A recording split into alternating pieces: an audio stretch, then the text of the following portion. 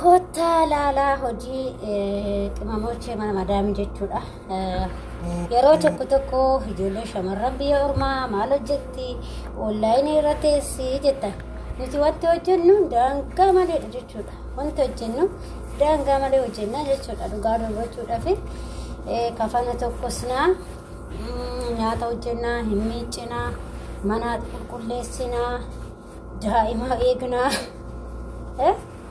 دائما رايق واحد وانت هجنة سرما يوهن جرو جتشون كنا مالو جت ورن جتني هو تعالى لا وقت جتشا جرو جتشون أكما أرجع جستن كأنا ما كفنا تقصا جرا بك كنا يوم كيمو كفنا تقصي يوم كيمو نعتا رجت هاي جتشون رجع بتشوف مالك ورو تبرتبيتي جرو مود كما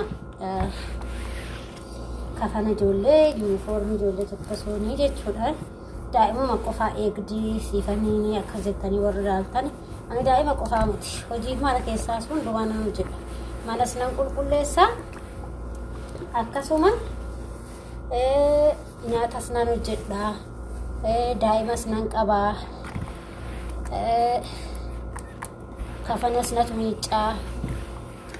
Waa hedduun hojjedha jechuudha. Dhugaa dubbachuu jechuudha maaliif yaw ulfaatusi maaliif dandeessee darbuu qabda. Waan tokko akkuma garaanii keenya ta'e osoo hin taane obsinee darbuu qabna jechuudha beektanii. Waan tokko gaafa biyyaa baatu nama jedhu gaafa jettu obsitee darbuu qabda jechuudha. Keessa obsitee darbuu qabda.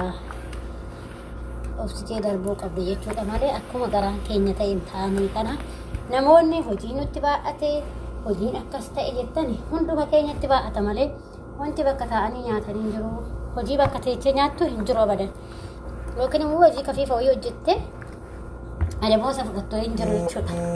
Kanaaf hojjedhaa isin jedha hin dadhabin homaa miti gaafa dadhabdes gaafa tokko immoo ifatti ba'uuf jirta waan ta'eef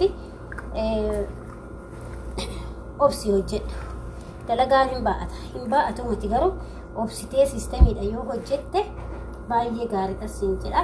Kanaaf akkasitti fayyadamaa isin jechuu barbaada obboleewwan koo. Kanaaf ijoolleen hojii nutti baa'ataa nuti hojiin keenya akkana jettani hunduma keenyatti baa'ata. Anatti sin baa'ata sittillee hin baa'ataa ijoolluma hundatti baa'ata jechuudha.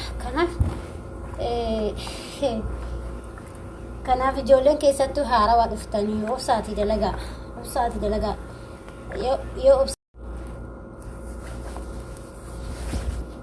kanaaf ijoolleen obsitanii wayitti baatan malee gaafa hin obsine ta'e wayitti ba'uu hin dandeenyu. Kanaafuu obsuu qabdanii jireenyi obsa nama barbaachisti isiniin jechuu barbaada hordoftoota kiyya. Kanaaf qimamochee mana madaamii obsaa isiniin jedha. Akkasitti obsaa'e warri dhiirallee warri qarshii fidaa maalidha jettani kottaa laala wanta nu hojjennu dhugaa dubbachuudha. Kottaa laalame amma dhugaa dubbachuuf kun abdii sanarraa deemtee jennaani mana barumsaa isheen jechuun mana barumsaa osoo hin taane bakka oolmaa daa'immanii deemte achi deemte na isheenirraa deemnan immoo wanta jijjiruudhaa keessa dhidhiqeetu takakkalee lukkuu baafadhe amma immoo kafana kaleessa miice waan ta'eef takalee samiicee isa tokkosaa jira jechuudha. Akkasii malee taa'etu man daa'imman takkitti eegani biyya ormaa keessa hin jirtu mana ormaa keessatti hin jiru jechuudha. Dadhabeen taa'an hin jiru mana namaa keessatti dhageessanii hin jiru dadhabeen haadha ofii biratti dadhabe jetta malee haadha ormaa biratti dadhabeen hin jirtu. Kanaaf obsanii dalaganii mudhi gaafa nu dhukkubullee gaafa garaa nu dhukkubus ta'e waan hundinoo nu dhukkube mudhii keenya hidhanne garaa keenya hidhanne akkasitti cakkannee hojjennaa jechuudha. Maali kan kana hunda nu godhe jireenyaa jechuudha. Jireenyi immoo waan baay'ees gooti. Kanaaf obsitee keessa darbuu qabdanii obsaa isiniin jechuu barbaada. Kanaafuu obboloota kooyii akka garaa nama ta'e hin ta'inaati obsaa dalagadhaa isiniin jedha.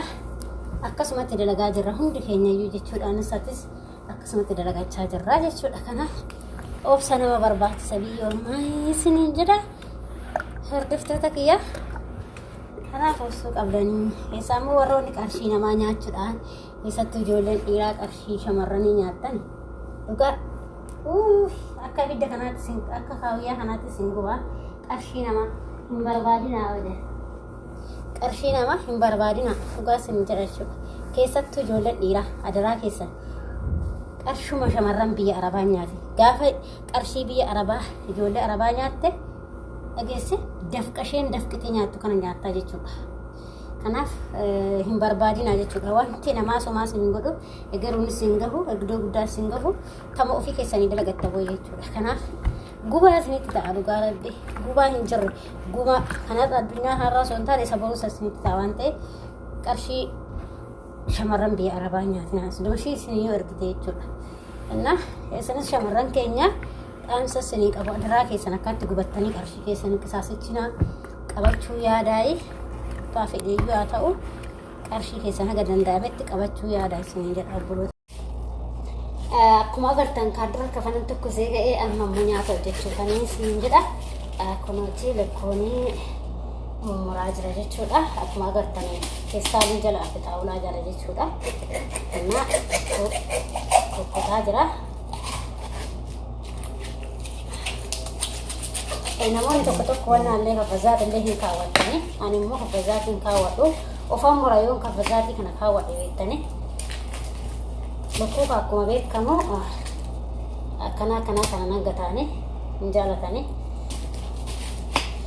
na kabsaan hojjedha waan ta'eef immoo irraa hin kaasa jechuudha kanneen kun murtani kana irraa hin kaasa jechuudha akkuma biyya keenyaa kun zeerri qonna godhasanitti qulqulleessee akkasitti hojjedha jechuudha.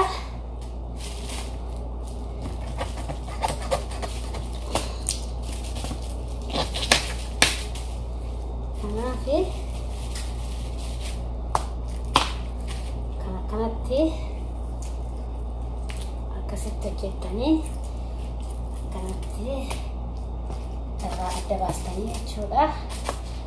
Kan immoo qulqulleeffattan kun akkasitti as keessa godhatan jechuudha.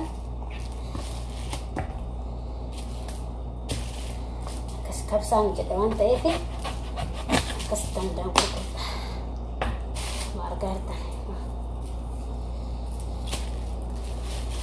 kanarraa hin kaasa maaliif zayitii baa'atas waan ta'eef hannaan qabu gaarii miti jechuudha lamarratti zayitii baa'ata waan ta'eef inni kun zayitii baa'ata namoonni immoo itti godhan isin jirtani hantiin godhu malee akkasitti sitti godhu adiitti garuu olmaanan godha hojii adii yoo ta'e jechuudha kabsaa dirqamarraa hin baasaan yeroo hundumaa jechuudha.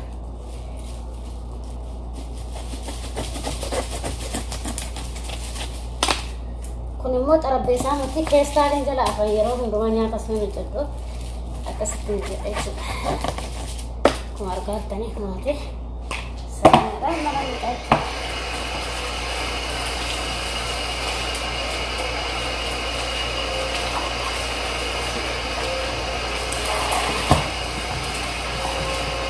Jadi kan, saya akan baca.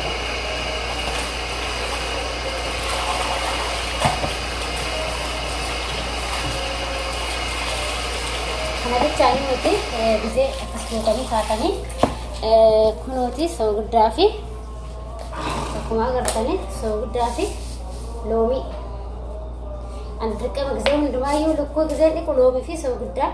Warna seperti kucing dan biasanya cuma amalin makan sa